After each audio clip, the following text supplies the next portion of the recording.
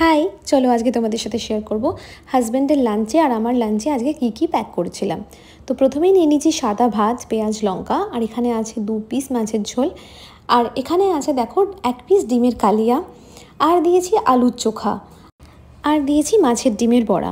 কালকে আমাদের পুকুরের যে মাছ আনা হয়েছিল সেই সিলভার কার্প মাছটাই আজকে রান্না করা হয়েছে, আর তারই ডিমের এই বড়া আমি এখানে ওকে করে দিয়েছি।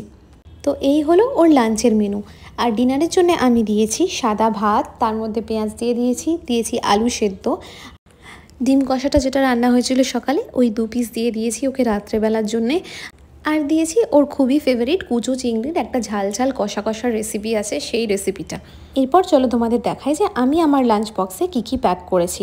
আমি নিয়েছি ভাত, এই একটা টিফিন গাড়িতে ভাত নিয়েছি, এখানে নিয়েছি আলুর চোখা, আর নিয়েছি চিংড়ি আমারও ভীষণ ফেভারিট, আর একটা মাছ আমি এখানে বেছে নিয়েছি, চালে চামচ দিয়ে খেতে সুবিধা হয়, আর নিয়েছি মাছের ডিমের বড়া। ভিডিওটা কেমন লাগলো অবশ্যই কমেন্টে জানিও।